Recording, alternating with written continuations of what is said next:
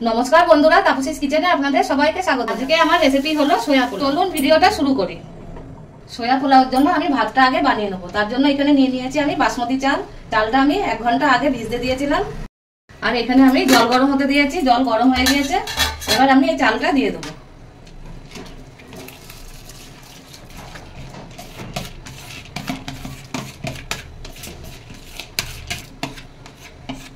ভাত আমি পুরো সেদ্ধ করবো না, অর্ধেক সেদ্ধ করে নেবো।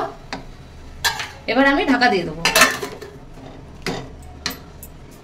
ভাত অর্ধেক সেদ্ধ হয়ে গেছে, এরকমই যাতে অর্ধেক হয় সেদ্ধ। এবার আমি ফ্যান ঝাড়িয়ে নেবো। ঝাড়ানোর পরে আমি ভাতটা এবার একটা বড় জায়গা নিয়েছি, এবার আমি ঠান্ডা হতে দেবো। আমি বাসমতি চাল দিয়ে বানাচ্ছি, আপনারা ঘরে থাকা চাল দিয়েও বানাতে পারেন। ভাত ভালো করে ছড়িয়ে দেবো যাতে ঠান্ডা হয়ে যায় তাড়াতাড়ি। কড়াই বসিয়ে নিয়েছি, কড়াইতে দিয়ে দেবো সরষের তেল। তেল গরম হয়ে গেছে, তেলে আমি সোয়াবিন গুলো দিয়ে দেবো। সোয়াবিন আমি আগে সেদ্ধ করে জল চিপে নিয়েছি।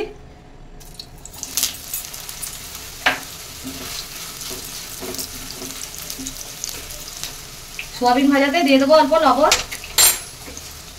আর অল্প হলুদ। 2 থেকে 3 মিনিট মতো সোয়াবিন গুলো ভেজে নেবো। সোয়াবিন ভাজা হয়ে গেছে, এবার আমি নামিয়ে নেবো। এই ছোট সোয়াবিন দিয়ে যদি সোয়া পোলাওটা বানানো হয় তাহলে খেতে বেশ ভালোই লাগে।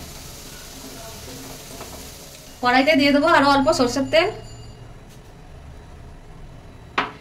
দিয়ে দেবো গোটা গরম মশলা, এলাচ, দারচিনি আর লং দিয়ে এটাকে ভেজে নেবো ভালো করে। দিয়ে দেবো আলু। আলু ছোট ছোট করে আমি টুকরো করে নিয়েছি কেটে। দিয়ে দেবো গাজর কুচি। গাজরও আমি ছোট ছোট করে কেটে নিয়েছি। দিয়ে দেবো পেঁয়াজ কুচি আর আদা ছেঁচে রাখা। আমি রসুন দিচ্ছি না পোলাওটা, আপনারা যদি রসুন পছন্দ হয় আপনাদের তাহলে রসুনও দিতে পারেন।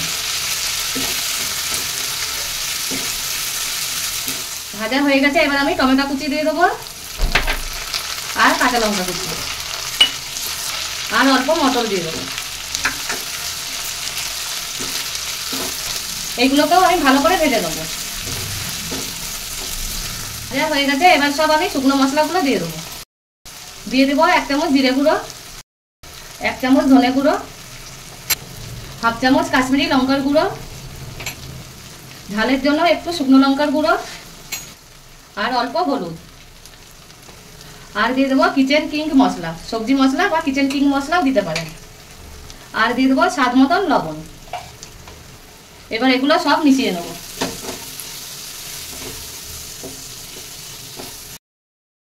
অল্প জল দিয়ে দেবো যাতে শুকনো মশলা দিলাম ওটা না পুড়ে যায়। গ্যাসটা একদম সিম করে আমি ফেটানো টক দই দিয়ে দেবো। 3 চামচ মতন আমি এখানে টক দই নিয়েছি। দিয়ে এটাকেও মিশিয়ে নেবো ভালো করে।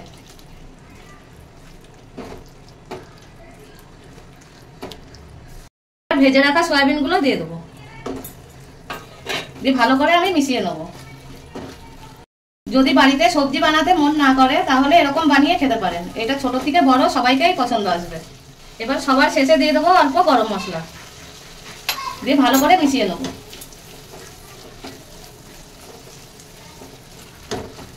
অল্প জল দিয়ে দেবো।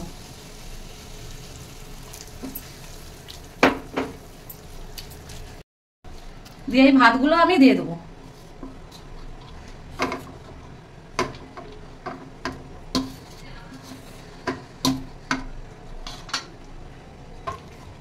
এবার মিক্স করে নেবো ভালো করে।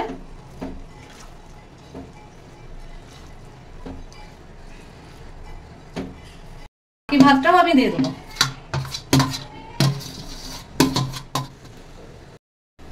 পুরো ভাতটাই মিশানো হয়ে গেছে, এবার আমি আরো অল্প জল দিয়ে দেবো। যেহেতু ভাতটা আমি অর্ধেক সেদ্ধ করে রেখেছিলাম ওর জন্য আমি এই কাপের অর্ধেক কাপ মতন জল দিয়ে আবারও আমি সেদ্ধ করে নেবো। এবার আমি ঢাকা দিয়ে 10 মিনিট মতন রেখে দেবো। 10 মিনিট পরে পোলাওটাও পুরো তৈরি হয়ে গেছে আর ভাতটাও পুরো সেদ্ধ হয়ে ফুলে উঠেছে। পুরোই সেদ্ধ হয়ে গেছে ভাতটা। এবার গ্যাসটা আমি অফ করে দেবো। এবার আমি প্লেটে নিয়ে নিচ্ছি। এটা দইয়ের সাথে খেতে খুবই ভালো লাগে, তাই আমি এটা টক দইয়ের সাথে আমি দিয়েছি। আজকের এই রেসিপিটা আপনাদের কিরকম লাগলো আমাকে কমেন্ট করে জানাবেন। আর ফেসবুক থেকে দেখলে পেজটাকে ফলো করে নেবেন, আর ইউটিউব থেকে দেখলে চ্যানেলটাকে সাবস্ক্রাইব করে পাশে থাকা বেল আইকনটা প্রেস করবেন। আমি যখনই নতুন রেসিপি ছাড়বো আপনাদের কাছে আগে পৌঁছাবে।